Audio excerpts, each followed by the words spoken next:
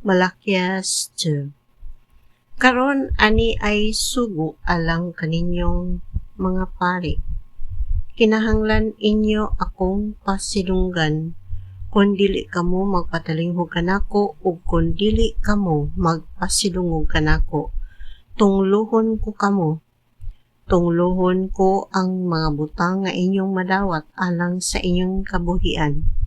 Gani gitunglo ko naman kini kay wala ninyo tumana ang akong sugo. Kastiguhon ko ang inyong mga anak o ibagnos ko ang inyong naong sa tai sa mga mananap nga inyong gihalad o ipanglabog ko kamo uban niini. Sa ingon nga paagi masayra ninyo nga gisugo ko kini kaninyo aron magpabilin nga lig-on ang akong kasabutan uban sa mga pari nga mga kaliwat ni Levi. Matod sa Ginoo nga labing gamhanan.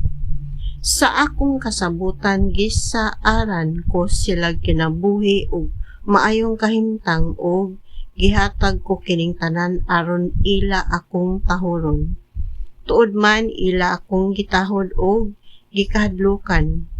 Gitudlo nila ang husto, dili ang sayop. Nagkinabuhi sila uyon kanako. Gibuhat nila ang matarong ug daghan sila gitabangan aron makabiya sa mga buhat nga daotan.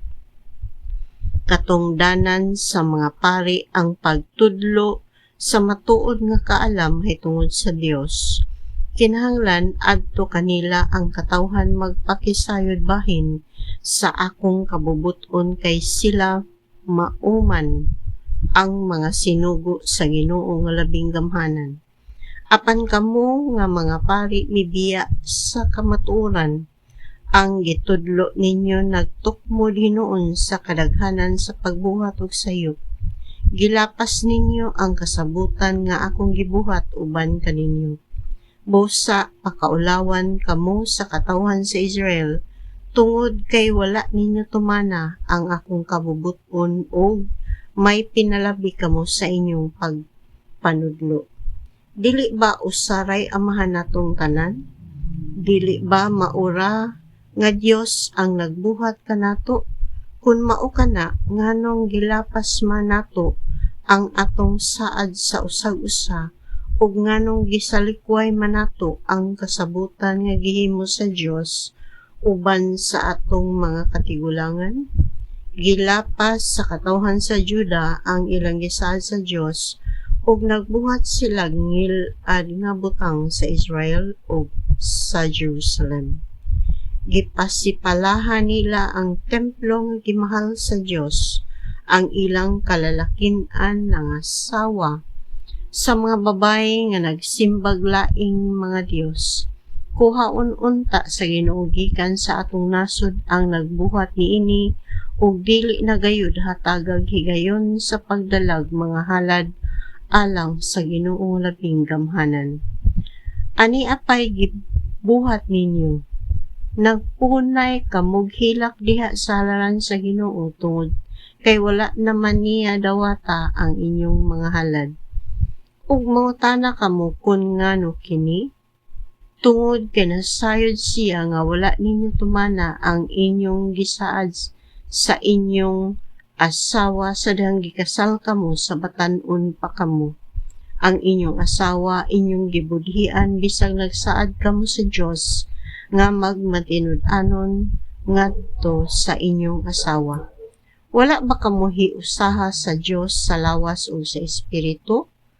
Unsay tuyo niya niini? Aron makabaton kamo mga anak nga tinuod nga katawhan sa Dios.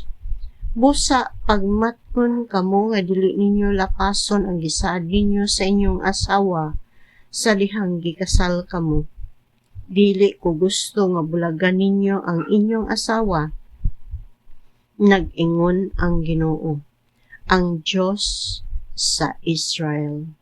Dili ako gusto nga buhaton sa bana kining dawtang butang ngadto sa iyang asawa. Busa pagmatngon kamo og ayaw ninyo lapasa ang inyong gipanumpa ngadto sa inyong asawa. Gipul-an na ang Ginoo sa inyong gipanulti, apan nag-ingon kamo, sa unsang paagiha gihago namo siya sa inyong pag-ingon alang sa Ginoo maayong tawo kadtong nagbuhat og daotan ug nahimuot siya sa maong tawo. O sa pagpangutana, hain na ba ang Diyos nga matarong?